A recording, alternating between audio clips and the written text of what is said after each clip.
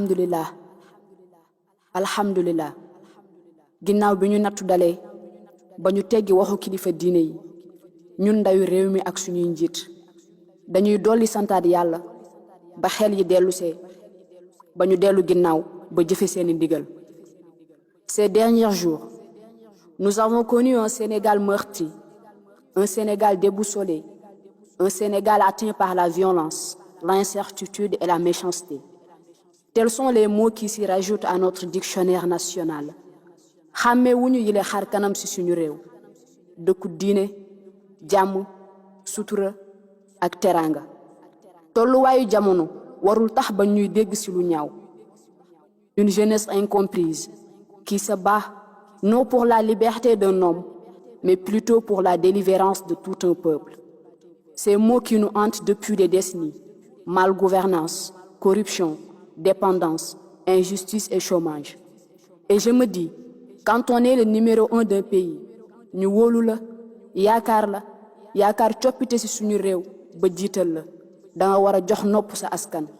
Écoutez la jeunesse, car nous représentons aujourd'hui les 75% de ce pays et nous réclamons qu'un bien-être social et de meilleures conditions de vie. Jeune diplômé di chômé doon yaakaari ndey ak baay ba mu jaral ko mu jël gaal wutali bitim réew. Marchand ambulant bi nga dàq mu ëmb ay bagageam di daw di wut fu mu làqu. mool bi nga jaay géejam ba mënatul a gis jën.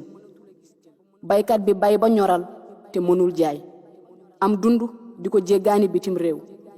bu nawet jotee école yi doon dëkkuwaay kaw lal yi doon waañ ndax taataa bu nu mënul weñ ba tax nit ñuy xuus ci ndox yi pour doxi seeni soxla. askan wu xiif sonn ba laati kaaf. bërëbu fajukaay yu amul jumtukaay suñu demee bay tàllal loxo di xaawi sutura ki tawat ngir di ko ñaanal ndimbal nga xam ni notre pays est méconnaissable. àq ak yelleef nga salfaañe nit ñi nga noot yóbbu seeni fit ba kenn ñeme wuta wax. génne way takk der yi ak seeni jumtukaay ngir ñu jàmmarloog askan wi. Et voilà maintenant une jeunesse révoltée, engagée pour dire non à toute cette injustice, non à la banalisation de nos droits. Vous les forces de l'ordre, défenseurs de la nation, di doomi réew mi jàpp leen ni saa su ngeen di jàmmarloog askan wi, vous avez en face de vous vos frères, vos sœurs, vos amis et vos enfants. donte seeni liggéey ngeen di def ñun ndawi réew mi nous sommes l'avenir de ce pays. duñu mës a nangu kuy salfaañe suñuy àq ak suñuy yelleef ak alal ji yàlla feeñal ci suñu réew ak ci suñu géej lu ci mel ni or gaz ak pétrole.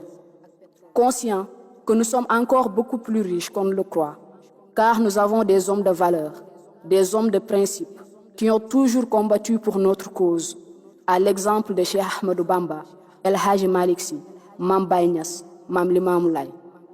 xeex suñuy àq ak suñuy yelleef mënees na koo sàkku ci anam yi mu gën a rafetee comme ni ko mag ñi tàmbalee woon ku ci mel ni Cheikh Anta Diop, référence de tout étudiant africain.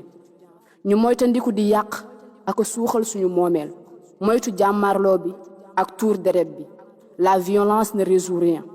C'est seulement dans la paix qu'on obtiendra ce que l'on veut. Hommage à tous ces martyrs.